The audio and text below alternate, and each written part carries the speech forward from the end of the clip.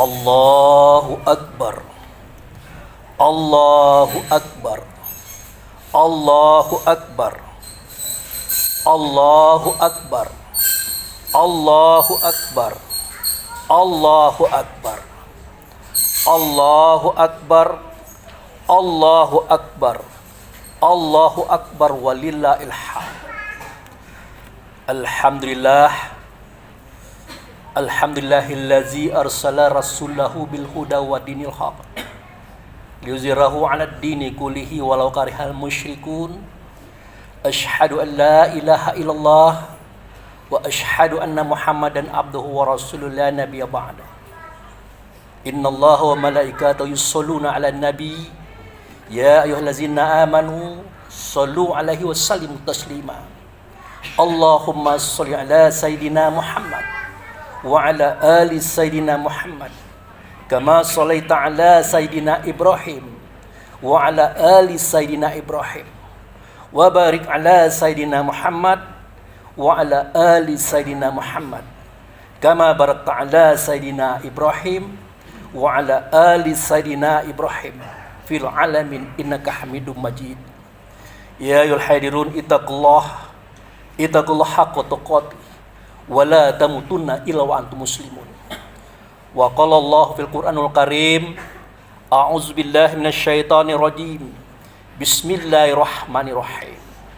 Inna a'tainakal kautsar fasholli li rabbika wanhar. Inna sani'aka huwal abtar. Shadaqallahul azim. Jamaah salat Idul Adha yang dimuliakan oleh Allah dan Rasulnya. Kita banyak bersyukur kepada Allah dengan anugerahnya kita diberi kesehatan dan kekuatan, sehingga dengan itu kita diberi kesempatan untuk hadir dan datang di masjid yang kita cintai ini. Tak lain tak bukan tujuan kita adalah mengabdikan diri kepada Allah dengan cara melaksanakan salat Idul Adha. Insyaallah sebentar lagi kita akan melaksanakan kurban bersama-sama. Kemudian kehadapan ikutan kita Nabi Muhammad Rasulullah sallallahu alaihi wasallam, kita telah menyatakan salawat bagi beliau. Semoga salawat yang kita nyatakan tadi didengarkan oleh Allah, diterima oleh Allah, dan digantikan oleh Allah dengan syafaat atau pertolongan, di mana pada waktu itu tidak ada pertolongan kecuali datang daripada Allah melalui Rasulullah sallallahu alaihi wasallam. Selanjutnya lagi, sebagai seorang khatib, tentu kita mengajak semuanya untuk meningkatkan iman dan takwa kepada Allah.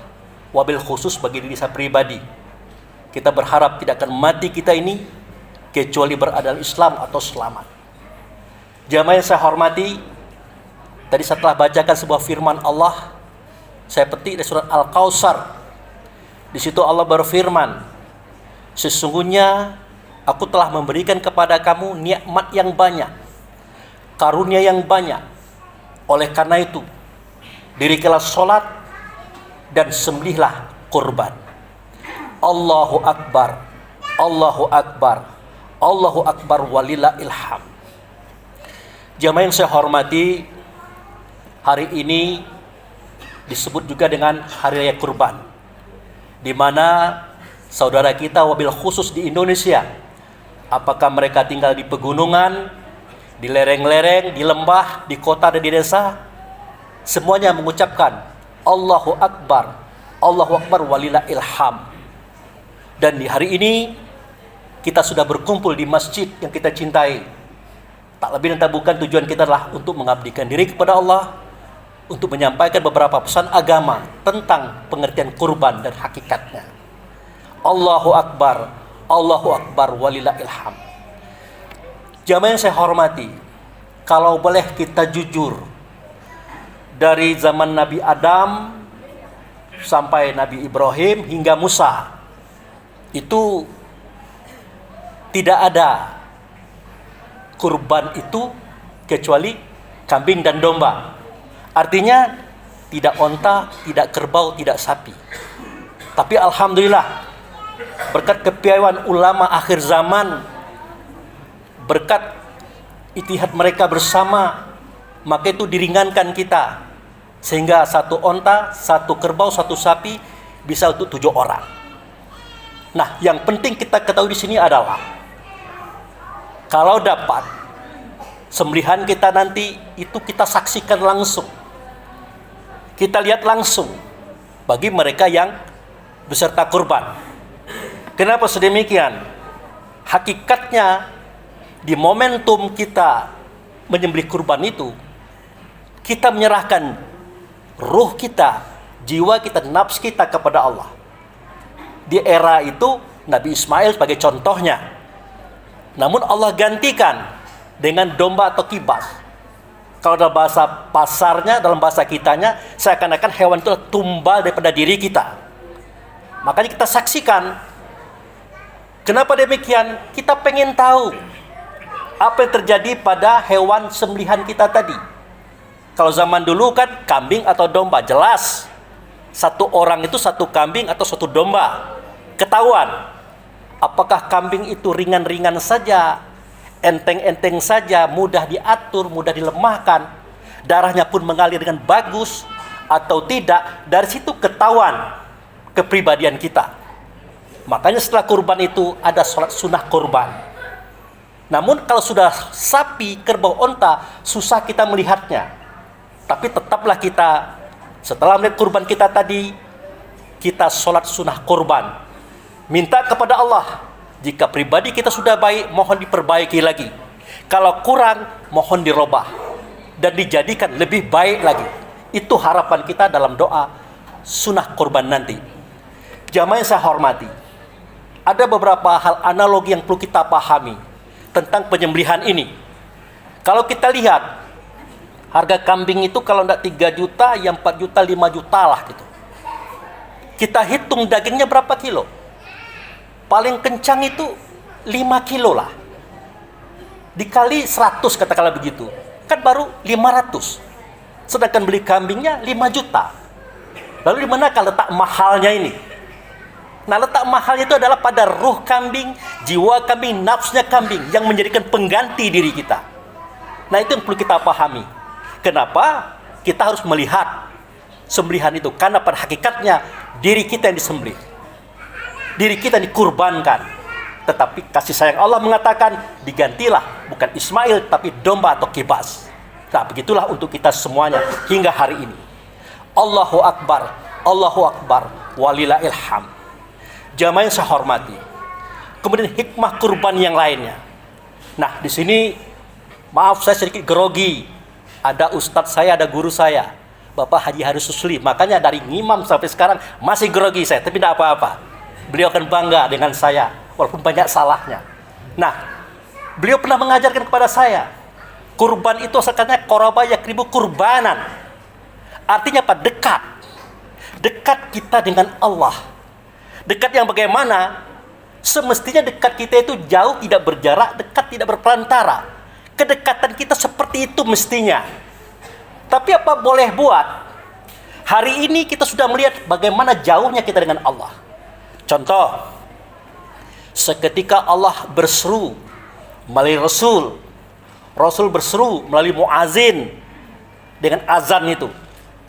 Perhatikan diri kita. Jangan perhatikan orang. Sejauh mana respon kita terhadap azan? Langsungkah kita sami'na wa ta'na atau tidak? Kalau tidak, itu tanda kalau kita belum dekat kepada Allah, belum akrab kepada Allah. Nah, inilah salah satu bentuk kenapa kita harus berkurban tadi. Kemudian, seketika kita sholat, kita tahu menuju Allah, menghadap Allah. Apa yang kita lakukan? Adakah kita datang kepada Allah? Adakah kita berdialog dengan Allah? Tidak. Justru tubuh kita tegak seperti alif, ruku seperti ha, sujud seperti mim, duduk seperti dal. Artinya Ahmad, terpujilah kita melaksanakan itu. Tapi hati kita kemana? Adakah kita menghadap kepada Allah? Adakah kita berdialog dengan Allah? Atau kita ke bank, ke kebun, ke pasar, atau menghitung uang? Itu yang terjadi dengan kita. Nah, ini adalah ukuran kalau kita memang belum dekat dengan Allah itu. Belum dekat, saudara. Nah, oleh karena itu bagaimana supaya dekat? Adalah ini tadi, ibadah kurban. Nah, kemudian semua kita akan kembali kepada Allah. Rumusnya inna lillahi wa inna ilaihi raji'un. Kami datang daripada Allah, akan kembali kepada Allah. Itu rumus yang tidak bisa dirubah-rubah. Tapi apa nyatanya? Akankah kita kembali kepada Allah? Belum. Jangan dulu iya. Perhatikan, seketika kita mendengar azan, dekatkah kita dengan dia? Perhatikan seketika kita sholat, adakah kita mendekat kepada dia? Adakah konsen kepada dia? Kalau belum, artinya mati kita sudah jelas. Belum akan kembali kepada Allah. Makanya ibadah kurban ini adalah sebagai barometer, ukuran kita ini sudah dekat atau belum. Nanti lu cerita kembali, dekat apa belum? Nah, itu yang perlu kita pahami. Allahu Akbar, walillah ilham. Jamaah yang saya hormati, perlu kita ketahui, seketika kita sholat, ada yang mau bertemu dengan Allah, ada yang membawa kita keluar. Lalu siapakah yang ingin bertemu dengan Allah? Siapa yang membawa kita keluar? Harus kita ketahui itu. Kenapa? Ini ada kaitannya dengan kurban. Jadi ditanyakan oleh sahabat, ya Rasulullah, manakah diri kita yang sebenar diri? Dikatakan oleh Nabi, diri kamu itulah yang datang daripada Allah, diturunkan, dimasukkan tubuhmu, dipari di hati, 4 bulan 10 hari dia ada dalam tubuhmu, kemudian kamu lahir. Ternyata diri kita adalah ruh. Dia yang punya inspirasi, punya i'tiqad menuju Allah di dalam ibadahnya. Tapi ingat, sebelum ruh masuk pada tubuh kita, di dalam tubuh kita sudah ada yang hidup, sudah ada yang bernapas, sudah ada yang bergerak. Siapakah dia? Itulah dia al-insan, an-nasu atau jiwa. Nah, ini yang mempengaruhi kita. Kenapa sedemikian? Karena dia tercipta dan terbuat dari benda-benda dunia. Makanya dia cenderung kepada persoalan dunia. Itulah sebabnya kenapa seketika kita berhadapan dengan Allah dalam sholat, dia ajak kita keluar ke bank, ke pasar, kemana-mana. Nah, ini harus kita pahami. Bertanya sahabat, ya Rasulullah, mengapa timbul hawa? Dikatakan oleh Nabi, karena anasir angin telah memenuhi segala rongga pada kamu. Maka timbullah hawa. Sifatnya pantang kelintasan. Tidak bisa melihat orang pintar, tidak bisa melihat orang kaya, orang sukses, timbul iri dengkinya. Itu ada pada setiap kita. Yang kedua, ya Rasulullah, mengapa timbul nafsu? Dikatakan oleh Nabi, karena anasir air telah menjadi urat benak tulang pada kita. Sifatnya pantang kerendahan. Maunya tinggi saja, hebat saja, benar saja. Orang lain salah semua. Itu ada pada kita. Kemudian ditanya lagi oleh sahabat, ya Rasulullah, mengapa timbul dunia? Dijawab oleh beliau, karena anasir tanah telah menjadi daging kulit bulu atau roma pada kita. Nah, sifatnya adalah pantang kurang. Nah, inilah sebabnya kenapa kaya sudah, harta banyak, pangkat tinggi, masih juga mengambil hak orang. Yang keempat, ya Rasulullah, kenapa timbul setan? Karena anasir api telah menjadi darah pada kamu. Maka timbullah setan. Sifatnya pantang tersinggung, mau kalah. Nah, inilah 4 anasir yang membentuk batang tubuh kita, yang bersifat dengan sifat yang 4 tadi. Digabung 4 sifat, muncul 10 sifat. Ajib, ria, takabur, iri, dengki, hasud, pidat, tamak, loba, dan sombong. 10 tambah 4, 14, muncul 3 sifat. Benci, dendam, menghancurkan. Ini yang harus dialirkan daripada diri kita. Harus dikeluarkan dari kita, dipisahkan daripada diri kita, supaya kita bisa dekat kepada Allah. Makanya penyembelihan itu perlu diperhatikan. Pertama, dirobek kulit, diputus urat, dipecah tulang. Apa yang terjadi? Mengalir seperti berhembus seperti angin, mengalir seperti air, kental seperti tanah, merah seperti api. Itulah darah yang harus dialirkan. Mudah-mudahan dengan kurban yang bapak-bapak ibu laksanakan, yang kita saksikan, akan mengurangi sifat yang 17 macam tadi. Itu tadi khutbah Idul Adha yang kemarin. Di situ kita menjelaskan tentang apa ya harga hewan itu tadi. Katalah kambing kalau untuk kelas-kelas di Bengkulu itu 5 juta itu udah besar ya. Ada lagi yang harga yang 8 jutaan. Bahkan ya katakanlah 10 jutaan ya. Tapi yang rata-rata di Bengkulu itu 5 juta itu paling mahal. Jadi setelah kita timbang berapa kilo dagingnya itu, ya dikirakan 5 kilo lah, paling kencang itu 7 kilo, paling kencang ya, paling paling berat ya, tapi jarang. Ya anggaplah 5 kilo sajalah, yang harga 5 jutaan atau 6 jutaan. Jadi kalau kita pergi ke pasar, 1 kilo itu katakanlah mungkin ya 150.000 lah, tidak usah kita rendah-rendahkan, 150.000 1 kilo. Nah kalau 5 kilo berapa itu? 750.000. Kan begitu. Nah, itu kalau kita beli daging kambing 750.000 saudaraku. Sementara kita beli kambing itu ya 5 juta. Berarti 4.250.000 itu uang apa? Untuk apa? Kemana uangnya itu? Nah itulah yang dikatakan oleh orang tua kita, sebenarnya bukan daging kambing itu yang kita beli. Bukan darah kambing itu. Sesuai dengan kata Allah dan Rasul, sesungguhnya daging dan darah hewan itu tidak akan sampai kepada aku, melainkan ketakwaannya. Walaupun kita sadar ya, di masyarakat kita kan masih mempersoalkan jual kulit, jual kuku, apa macam-macam itu. Oh, dagingnya begini begitu. Nah, sebenarnya kalau Allah tidak cerita begitu.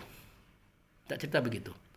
Allah cuma bercerita bagaimana seketika kita menyerahkan uang untuk membeli hewan kurban itu, ikhlas apa tidak, berdasarkan ketakwaan atau tidak, di hadapan Allah Rasul atau tidak. Itu catatan pokok. Bukan masalah kulitnya, dagingnya, kambingnya, itu adalah urusan manusia. Tapi tidak apa-apa juga, namanya tradisi, namanya budaya, untuk menertibkan ya, untuk menata bagusnya acara yang kita laksanakan. Silakan sajalah. Tapi jangan sampai terlalu jauh, terlalu dalam. Karena dulu saya pernah juga jadi panitia kurban. Seorang bapak-bapak, namanya itu tertulis di nomor 3. Kan 7 orang tuh, 1, 2, 3, nama dia nomor 3. Dia tahan minta uang kembali. Kenapa? Karena namanya tidak di atas. Ya oleh karena kita paham persoalannya, ya dia pindahkan ke atas lah. Nah, dipindahkan ke atas. Sudah, terus ketika sapi-sapinya datang, dia milih, saya sapi itu. Kalau tidak, saya mundur. Nah, itu. Oleh kata kita, ya oke lah, itu sapinya bapak. Nah, banyak lagi persoalan masalah daging hewan kurban yang sebenarnya tidak perlu dipersoalkan. Karena kita bercerita Allah dan Rasul, bercerita akidah, bercerita iman dan takwa, bukan cerita daging dan darah. Tapi tidak apa-apalah untuk menata tertibkan suasana dalam processing pelaksanaan kurban di masyarakat tertentu. Nah itu saudaraku. Jadi makanya saya katakan, seketika hewan kurban itu disembelih, semestinya yang berkurban itu ya melihat. Walaupun di akhir zaman ini kita sudah kabur melihatnya itu ya. Kabur itu artinya samar-samar ya. Kalau zaman dulu kan sejak dari zaman Nabi Adam, Nabi Ibrahim, ya, sampai ke cerita Nabi Daud, Nabi Muhammad, ya kurbannya mereka itu tidak pernah onta, apalagi kerbau dan sapi, selalu saja kambing atau domba. Kenapa? Ya karena dari situ kita bisa melihat perilaku kita itu. Kalau kambingnya tenang, darahnya pun tenang, geliatnya pun tidak terlalu banyak, berarti kita sudah mulai bagus kepribadiannya. Nah oleh karena itu ya kita mintalah kepada Allah pada sholat sunnah kurban supaya bagus itu tadi ditingkatkan kualitasnya, ditingkatkan kapasitasnya sehingga mencapai titik yang Allah dan Rasul kendaki. Sebaliknya begitu juga, kambingnya tidak tenang, resah, berontak-berontak, serak seruduk, darahnya pun pus. Nah, itu tandanya apa? Tandanya kita masih dalam kondisi yang kurang pas, kurang baik. Nah, pada sholat sunnah kurban maka dimintakanlah itu supaya ditingkatkan kualitas kebaikan dan kebenaran kita, supaya kita jadi orang baik sebagaimana orang-orang yang sudah baik. Nah, sholat ini dilaksanakan setelah kita melihat hewan sembelihan itu. Nah, tapi kalau sapi bagaimana? Apa kita katakan, oh yang berontak-berontak itu kamu itu, kalau yang ademan itu saya, enggak bisa. Makanya di akhir zaman ini banyak pola, banyak model. Ya, selama itu tidak membawa kepada mudarat, ya silahkan saja. Mau onta, kerbau, sapi, silahkan saja. Yang penting setelah penyembelihan itu, Setelah kita menatap kurban kita tadi, ya silahkan kita sholat sunnah kurban. Itu saudaraku. Nah, itu pun juga bisa terjadi standarisasinya jika tukang potong itu mengerti yang dipotong itu apa dan siapa. Ya. Kalau kita masih mengartikan itu kambing, domba, onta, kerbau, sapi, berarti kita apa ya? Nah, kira-kira begitu gambarannya. Semestinya itu yang dilihat adalah orang yang berkurban. Abu Fikri berkurban, ya Abu Fikri yang dipotong, yang disembelih, dirobek kulit, diputus urat, dipecah tulang, berhembus seperti angin, mengalir seperti air, kental seperti tanah, merah seperti api, itu darah ditumpahkan ke bumi supaya Abu Fikri yang tidak dipotong itu sebagai pemilik kurban berubah kepribadiannya, yaitu mendekat kepada Allah dan Rasul di dalam sholatnya, di dalam kehidupannya, di dalam suara kata dan perbuatan. Semestinya begitu. Nah, itu. Makanya kambing itu harganya sampai 5 jutaan, padahal dagingnya saja kalau kita beli tidak sampai segitu, 1 juta pun tidak sampai. Itu makanya kenapa dikatakan kita harus melihat hewan kurban yang kita miliki. Karena itu nama kita loh. Hakikatnya diri kita loh. Sebagaimana itu kisah daripada Nabi Ismail bersama ayahandanya Nabi Ibrahim saat itu. Nah, kemudian kita melihat lagi, ya masih banyak. Makanya beberapa tempat saya menyembelih kemarin itu saya tidak mau share, tidak tega ya. Nanti kalau saya share nanti tidak enak. Itu seketika merobohkan hewan kurban seperti kerbau, sapi, itu masih brutal manusianya. Masih kasar. Kadang-kadang si sapi tadi mengeluarkan air mata. Karena mereka tidak menemukan apa yang mereka harapkan. Nah, ini apa kisahnya nih Pak Abu Fikri? Nah, kisahnya adalah sebagai berikut. Mari kita mulai daripada firman Allah, pernyataan Rasul pada surat berikut ini. Oke, ya. Nah, ini surat Al-Ahzab, surat nomor 33 ayat 72. Perhatikan itu. Inna aradanal amanata alas samawati wal ard wal jibali fa abaina ayyahmilnaha washfaqna minha wa hammalaha insanu innahu kana doluna jahula. Kira-kira begitu kalimatnya ya kalau kita lihat di kitab Quran yang berbahasa Arab. Nah, jadi kalau kita terjemahkan, sesungguhnya kami telah menawarkan amanat itu kepada langit dan bumi dan juga gunung-gunung. Tetapi semuanya enggan untuk memikul amanat itu. Dan mereka khawatir tidak akan melaksanakannya. Lalu amanat itu ditawarkan kepada manusia dan manusia pun menerimanya. Sesungguhnya manusia itu adalah sangat zalim dan bodoh. Jadi manusia itu zalim dan bodoh. Lalu bagaimana ceritanya ini? Nah, jadi ceritanya adalah dahulu ya, kalau inna aradana, sesungguhnya kami ya telah menurunkan, telah memberikan, telah mengamanahkan ya. Kami itu artinya Allah dan Rasul ya kepada langit beserta penduduknya. Maka amanah itu ditolak oleh mereka. Kepada bumi beserta penduduknya juga menolak. Kepada gunung-gunung berikut dengan hewan-hewan di dalamnya juga menolak. Nah, seketika ditawarkan kepada manusia, manusia menerimanya. Manusia itu adalah zalim dan bodoh. Nah, itu. Jadi ada apa dengan amanah ini? Isi amanah itu apa? Ternyata isi amanah itu adalah di mana Allah dan Rasul dia ghaib. Ya, dia ghaib, dia ingin nyata keberadaannya. Baik suara, kata dan perbuatannya. Tidak nyata Allah, tidak nyata Rasul.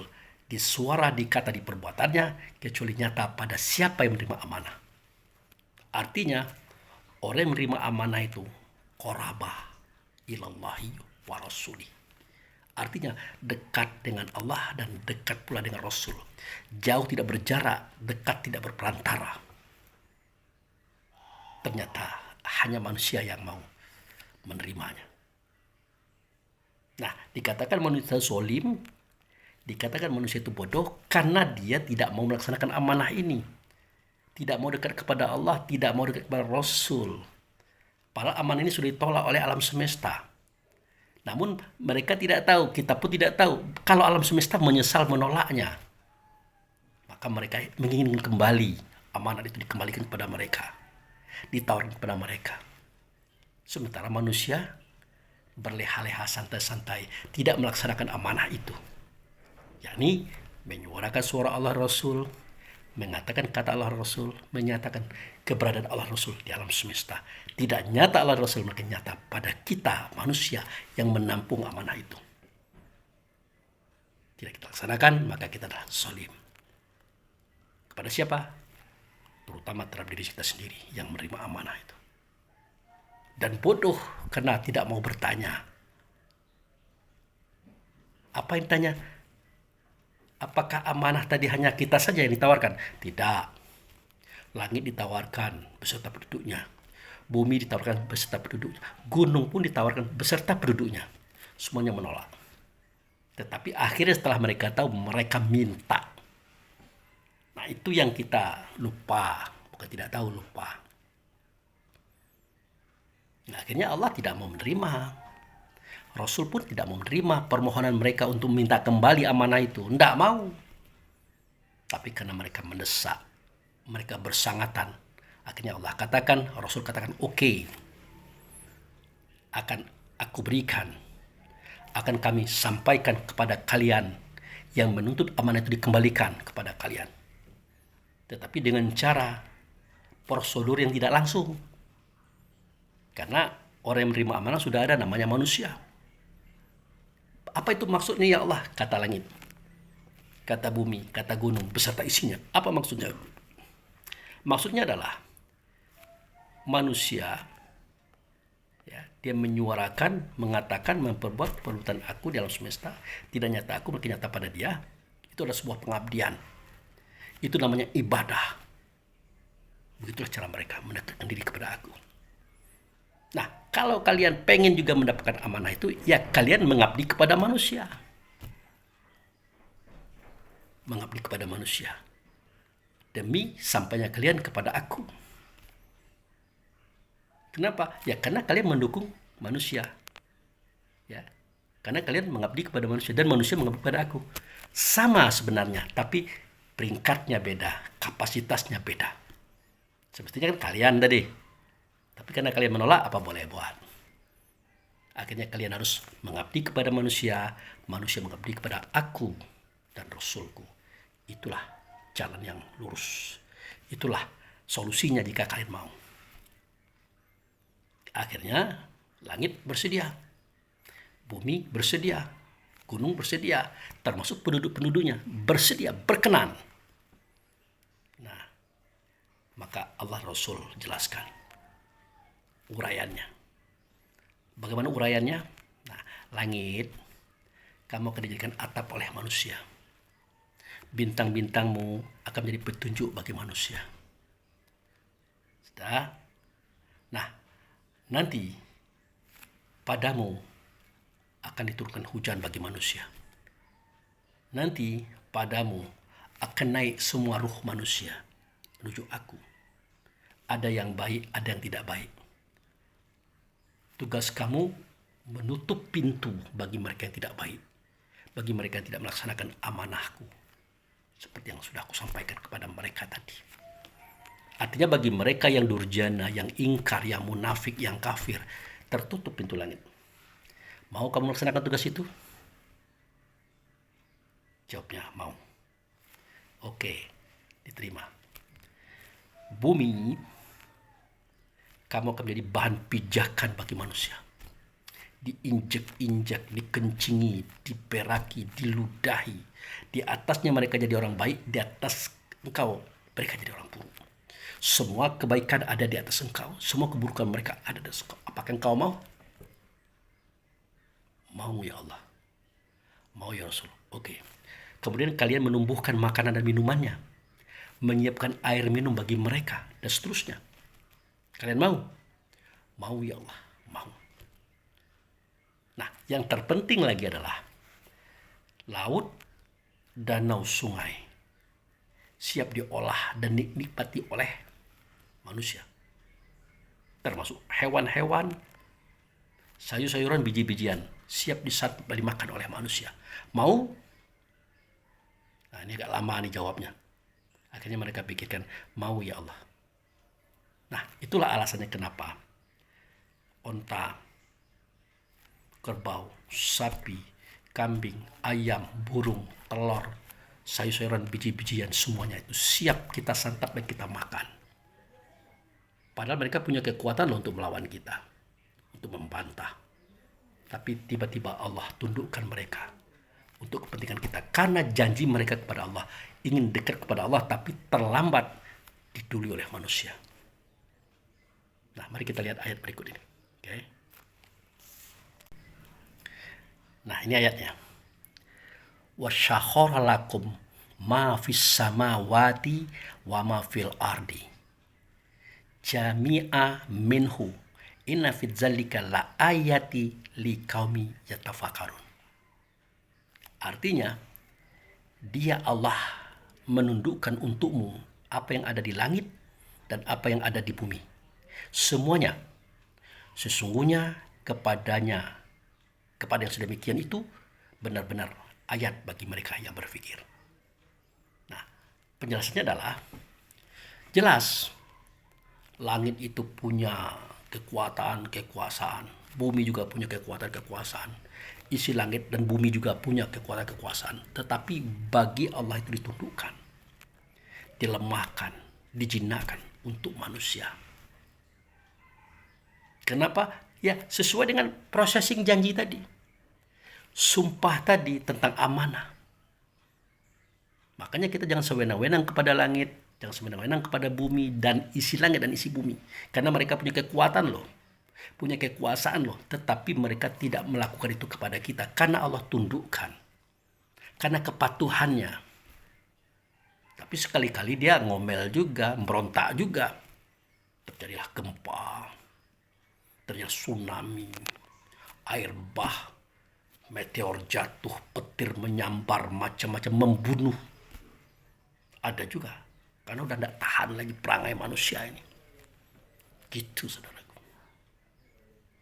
Nah, di bawah ayat ini tadi dijelaskan, inna fi dzalika la ayatin liqaumin yatafakkarun. Sesungguhnya kejadian itu sebenarnya kejadian ayat. Langit itu ayat, ada ayatnya. Bumi itu ada ayatnya. Ya, laut, danau, sungai ada ayatnya. Hewan, sayur-sayuran, buah-buahan, biji-bijian ada ayatnya. Bagi siapa? Ya bagi orang yang berpikir dengan akalnya. Kalau tidak berpikir dengan akalnya, tidak ngerti kalau mereka itu adalah ayat. Ayat yang ada sama dengan kita. Apa itu ayat, Pak Abu Fikri? Ya, dulu kan pernah dijelaskan. Seketika Nabi berkata, zalikal kitabu la raiba fihi hudal muttaqin. Sedemikian itu kitab tidak ada keraguan padanya, petunjuk bagi orang bertakwa. Ditanya oleh sahabat, mahwal kitab ya Rasulullah? Alkitabul Quran, kata Nabi. Kitab itu Quran. Ditanya lagi, mahwal Quran? Dijawab oleh Nabi, bahwa ayatu bainatu fi sudur al-zinatul ilmi wa ma yajadu bi ayatina illa zalimun. Ayat itulah dia ada pada kamu. Dia nur. Tidak ada yang mendustakan dia kecuali orang zalim. Jadi ayat itulah ruh, saudaraku. Itulah ayat. Berasal pada tempat yang satu namanya Baitullah. Itu. Makanya kalau kita cerita ini kembali lagi kita kepada cerita lama. 4 pasal yang dijadikan daripada Muhammad. Ya, 4 pasal yang dijadikan daripada Muhammad. Pertama, bumi yang diberkati, aras di bumi, surga neraka, mukmin. Nah, jadi negeri yang berkati, aras di bumi, surga neraka, mukmin itu adalah nurnya Muhammad. Muhammad itulah nurnya Allah. Allah Maha Nur. Nah, mukmin inilah yang ada dalam Baitullah seketika dia hendak menyatakan saksi di hadapan Allah dan Rasul. Gitu, saudara. Mukmin itu. Makanya pada surat Ali Imran ayat 96-97 kan kita temukan kalimat yang berbunyi, Inna awala baiti wudhi'a nasi lalazi bakah mubarakah wal alam fihi. Nah, itu dia. Fihi ayati. Di dalamnya ada ayat. Jadi dalam Baitullah itu ada ayat. Apa itu ayat? Ayat itulah Nur Muhammad. Namanya mukmin. Itulah roh kita. Roh langit, roh bumi, roh laut, roh sungai, roh danau, roh hewan, roh buah-buahan, biji sayur-sayuran. Itu ayat semua. Mereka itu bersyahadat kepada Allah. Sholat juga kepada Allah. Berzikir juga kepada Allah. Bertasbih juga kepada Allah. Sama dengan kita juga. Makanya kita tidak bisa sewenang-wenang dengan mereka. Semau gue, kata orang Jakarta, tidak bisa. Gitu, saudaraku. Pak Abu Fikri, apakah ada dalilnya bahwa mereka juga sholat, mereka juga beribadah, memuji Allah? Ada. Kita kalau tidak diberitahu oleh Allah dan Rasul, tidak tahu kita ini. Tidak ngerti kita. Akan sewenang-wenang kita dengan siapa saja. Termasuk dengan diri kita juga. Sewenang-wenang kita. Oke, mari kita lihat ayatnya. Nah, ini ayatnya. Alam taro annallaha yusabihul lahu ma fis samawati wal ardi wat tayru saffatir kullu qad alima salatahu. Ingat, kullu qad alima salatahu wa tasbihuhu wallahu alimum bima yaf'alun. Nah, ini surat apa ini? Nah, ini surat An-Nur, ya, surat nomor 24 ayat 41. Ya, kita bacakan terjemahannya. Tidakkah kamu tahu bahwasanya Allah kepadanya bertasbih apa yang di langit dan apa yang di bumi, dan juga burung-burung dengan mengembangkan sayapnya. Masing-masing Allah telah tahu cara sholat dan tasbihnya mereka. Dan Allah Maha mengetahui apa yang mereka lakukan. Jadi langit dan bumi beserta isinya, termasuk burung yang terbang di angkasa yang kita lihat selama ini, yang kita kandang, yang kita kurungi, mereka juga sholat, saudaraku. Mereka juga bertasbih dan Allah tahu cara sholatnya. Cuma kita tidak ngerti karena belum tahu. Bukan belum tahu, lupa. Tapi karena kita malas baca Quran, rajin memang, malas berpikir tentang Quran, berpikir memang tapi tidak berani mendalam. Kenapa? Disekat oleh paham-paham orang banyak. Kita lebih percaya paham orang lain ketimbang kita. Oke, tidak apa-apa untuk sementara. Namun paham kita tetap harus ada. Gitu. Nah, akhirnya kita ketemu dengan suatu kesimpulan bahwa langit dan bumi beserta isinya, termasuk burung-burung sedang terbang, mereka sholat. Mereka menghubungkan rasa dirinya mereka kepada Rasul, Rasul dengan Allah, sama dengan kita, saudaraku. Jangan main-main di sini. Mereka bertasbih mensucikan Allah. Bagaimana caranya? Bukan Allah yang disucikan, mereka mensucikan diri mereka sendiri. Tidak mau melakukan maksiat. Ya, tidak mau mengganggu, mengacaukan aturan Allah dan Rasul terhadap insan yang ada di alam semesta. Tidak mau dia. Oh, tapi Pak Abu Fikri, kalau dia makan, dia nyolong padi kita, buah kita, itu tidak dihukumkan oleh Allah. Karena dia bukan manusia, bukan kita, dibebaskan dalam hal itu. Aturannya dia adalah taat kepada Allah, taat kepada Rasul, taat kepada manusia. Selebih daripada itu, dia dibebaskan. Mau pakai celana, mau enggak, ya terserah.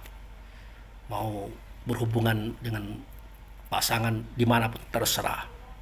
Mau berantem, terserah. Mau memakan hak orang, terserah. Tetapi dalam hal hubungan dia dengan Allah dan Rasul serta manusia, dia tidak akan melanggar kita.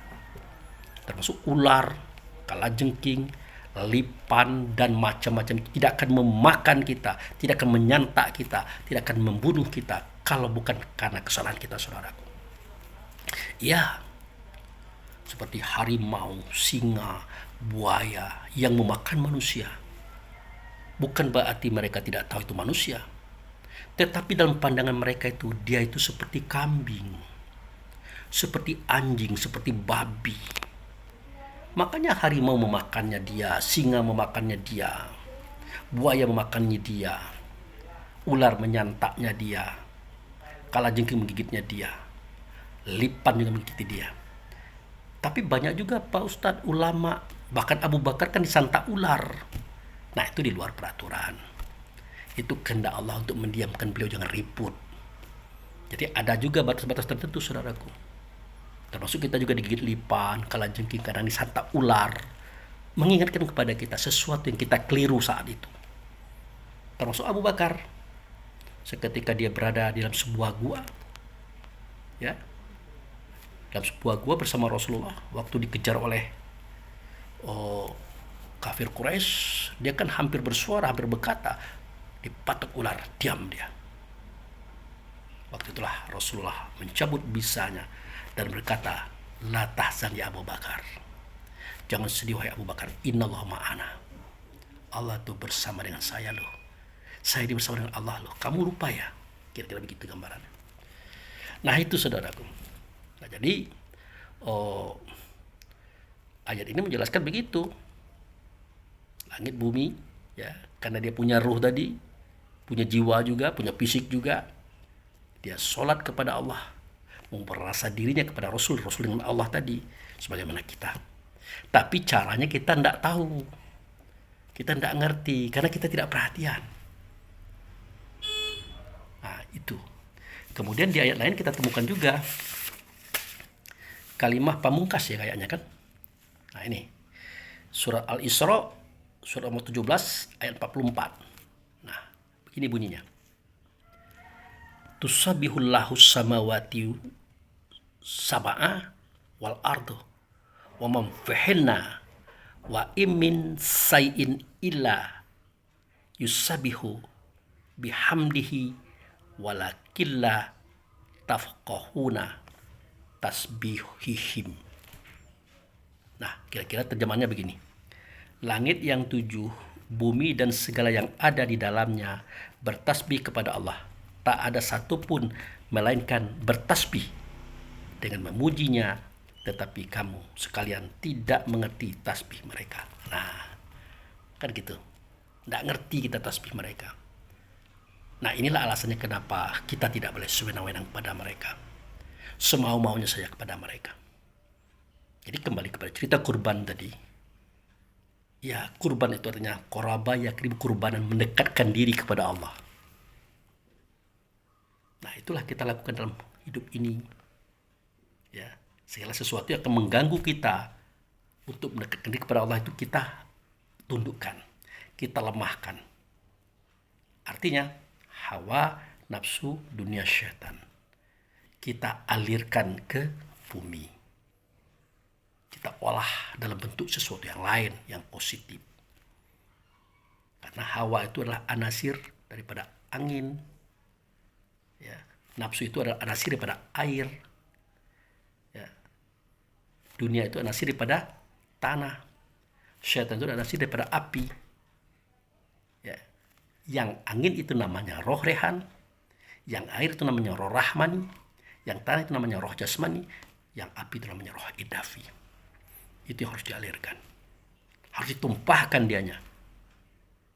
Nah kalau zaman Nabi Ibrahim, Allah ajarkan kepada kita melalui Ibrahim dan Ismail, ya disembelih kita, ya. Wah, depending tadi sedikit ada orang panggil assalamualaikum, karena sebentar lagi jam 7 kita akan berangkat nyembelih di kantor, nyembelih, memberi tausiah dulu baru menyembelih. Nah ini sebagai penutup saya sampaikan. Jadi saudara-saudaraku, kenapa onta, kerbau, kambing, ayam, burung, semuanya itu bisa kita makan, bisa kita santap? Masalahnya itulah, mereka pengen kita ini dia tumbuh pada batang tubuh ini dibawa kepada Allah Rasul dalam beribadah. Itu kehendak mereka. Makanlah kami, nikmatilah kami, agar kami tumbuh pada batang tubuhmu, jasadmu, badanmu. Tapi bawalah badan itu untuk mengabdi kepada Allah, karena di situ kami ada. Itu saudaraku. Maka tidak main-main ini. Tidak main-main. Ini dibangun dengan adanya kita makan, minum benda-benda tadi. Tujuan mereka siap disantap, siap dipotong, disembelih tadi untuk membangun batang tubuh ini agar ini dibawa beribadah kepada Allah dan Rasul. Di dalam sholatnya, di dalam pengembangannya, di dalam masyarakat dan bernegaranya. Itu. Nah, itu saudara. Nah, seketika kita lihat bagaimana pengorbanan mereka. Kerbau, sapi, onta, kambing, domba siap disembelih. Disembelih itu dalam bahasa lainnya dibunuh, saudaraku. Dihilangkan kehidupannya, dihilangkan kemerdekaan, dihilangkan harapan hidupnya. Semua dihilangkan. Mereka sanggup melakukan itu demi mendekatkan diri kepada Allah dan Rasulnya. Sementara kita tidak begitu. Kita cuma bersyahadat, sholat, puasa, zakat, haji, berbuat baik kepada semua. Jauhkan keburukan terhadap semua. Cuman itu kita. Nah, kalau kita timbang-timbang pengorbanan mereka terhadap Allah melalui kita, pengorbanan kita kepada Allah, tidak ada apa-apanya kita ini. Seandainya kita dikatakan, bagaimana hai manusia? Mau kamu dekat kepada aku? Mau ya Allah, betul. Tapi ada catatan sembelih. Mikir kita saudara. Mikir. Tapi ada juga bahasa lainnya. Barang siapa yang berjihad di jalan Allah. Jihad di sini bukan hanya perang ya. Berjuang untuk kehidupan ini. Siapa yang gugur di situ, maka surga baginya. Kebahagiaan menantinya. Gugur di sini artinya mati. Tidak lagi menikmati hidup sebagaimana hewan-hewan tadi. Ada juga sih, tapi beda caranya. Nah, terakhir saya katakan, seketika onta, kerbau, sapi, kambing, ayam, burung, dan macam-macam tadi termasuk sayur buah-buahan bijian, bertanya kepada Allah, kalau kami disembelih, dipotong, dinikmati oleh mereka, apa tandanya ya Allah? Kata Allah, tandanya dia menyebut namaku, yaitu Bismillahirrahmanirrahim. Itu tandanya. Dengan nama Allah yang pengasih lagi maha penyayang, yang dengan nama Allah adalah Rasulku. Dia paham itu. Terasa dalam dirinya itu bahwa Rasul itulah dengan nama Allah. Yang dengan Allah serta Allah. Rasul itu yang mengatakan alastu birabbikum. Dia tahu itu. Itu pertama. Yang kedua, dia tahu dari mana asal rohmu, asal jiwamu, asal fisikmu. Itu. Yang ketiga, dia mengembalikan kamu di tempat asal rohmu itu muncul. Ya. Asal rohmu itu keluar. Asal rohmu itu masuk ke alam dunia ini. Dia bawa kamu ke tempat itu. Disitulah kamu dieksekusinya, disembelihnya, dipotongnya. Kalau tidak begitu, maka sia-sialah keberadaan kamu untuk mendekatkan diri kepada aku. Tapi tetap aku menilai kamu sebagai hamba yang taat kepada Allah dan Rasul. Bagimu tidak ada hukum, tapi bagi mereka itu ada hukumnya. Karena mereka mengkhianati kamu, mengkhianati Allah dan Rasul. Karena tidak melakukan penyembelihan, pemotongan seperti yang diumumkan, diamanahkan, serta dinyatakan kepada mereka. Itu. Apa itu? Dia membaca bismillah. Dia tahu asal muasal kamu dan dia tahu tempat di mana kamu dikembalikan kepada Allah. Yaitu di sisi Baitul Atiq atau Baitullah. Hakikat. Karena sejatinya kamu dengan manusia itu adalah sama-sama ayat, sama-sama ruh, sama-sama Nur Muhammad. Tapi bedanya lah posisi dan bentuk rupa, tugas dan kapasitas itu saja. Itu. Nah, jadi saudaraku, sembelihlah hewan-hewan tadi. Jangan disakiti. Jadilah caranya yang baik untuk merobohkan sapi, kerbau, onta. Sembelih dengan pisau yang tajam. Jangan sampai dia tersakiti. Karena dia punya rasa sebagaimana rasa kita. Punya perjuangan sebagaimana perjuangan kita. punya keinginan mendekatkan diri kepada Allah sebagaimana keinginan kita. Maka diajarkanlah oleh Allah Subhanahu wa taala pada surat Al-Hajj surat nomor 22 ayat 33. Ya. Al-Hajj surat nomor 22 ayat 33. Apa kata Allah melalui Rasul? Nah, ini dia. Lakum fiha manafi'u ila ajali musamma summa mahiluha ilal baitil atiq. Apa terjemahannya? Nah, bagi kamu padanya hewan-hewan tadi ada beberapa manfaat sampai waktu yang ditentukan.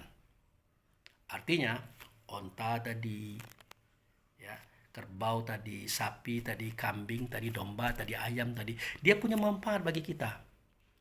Kalau onta kan untuk kendaraan, diambil juga susunya. Kerbau untuk membajak. Sapi juga untuk menarik pedati, diambil juga susunya. Itu. Ayam diambil telurnya. Dan seterusnya. Mereka itu ada manfaat bagi kamu. Hingga pada waktu tertentu. Nah, pada waktu tertentu, itulah waktu di mana mereka harus dikembalikan kepada Tuhannya dengan cara disembelih. Dipotong, dibunuh, saudaraku. Tapi penyembelihan itu, pembunuhan itu tidak sembarangan. Melainkan di sisi Baitul Atiq. Nah, ini ayatnya. Summa mahiluha ilal Baitul Atiq. Artinya, kemudian tempat penyembelihannya adalah di sekitar atau di sisi Baitul Atiq atau Baitullah. Nah, itu. Betul hakikat loh. Gitu ya. Tapi karena tidak bisa, cukuplah Ka'bah sebagai syariatnya dalam rasa kita, kesadaran kita, ingatan kita. Di situ kita letakkan. Itu pun masih dia merontak-merontak, ketakutan. Kenapa? Mungkin konsen kita kurang bagus, atau orang yang mengeksekusi dia merobohkan dia kurang serius, atau masih kasar, atau memang tidak mengerti. Jadi repot kita menjelaskan ini kepada orang banyak. Tapi setidak-tidaknya kita eluslah lehernya dengan ucapan Allahumma sholli ala Muhammad, Allahumma sholli ala Muhammad, Allahumma sholli ala Muhammad. Engkau akan kukembalikan kepada Tuhanmu ke Baitul Atiq sebagaimana diperintahkan pada surah Al-Hajj ayat 22. Dia adalah saudara kita juga. Baru disembelih. Nah, itu. Nah, metode yang mengatakan harus sekali iris itu sudah benar. Untuk tidak menyakiti dia terlalu lama. Tetapi kita ini kan tenaganya kan beda-beda. Ya. Kekuatannya, keahliannya berbeda-beda. Ketajaman pisaunya berbeda-beda. Dikehendaki 1 kali iris atau 2 kali, 3 kali, kadang-kadang 4 kali, 5 kali, itu tidak ada masalah.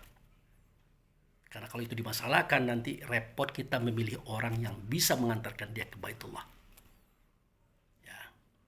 Jadi yang paling penting adalah bagaimana kita paham dengan Bismillahirrahmanirrahim, tahu, paham dan maknanya. Dengan kita mengerti siapa dia yang dipotong, kemudian kita tahu tempat di mana kita mempersembahkan ruhnya hewan tadi kembali kepada Allah, yaitu di sisi Baitul Atiq atau Baitullah hakikat syariatnya Ka'bah hari ini. Itu saja saudaraku sebagai penyambung khutbah hari raya yang saya bacakan tadi.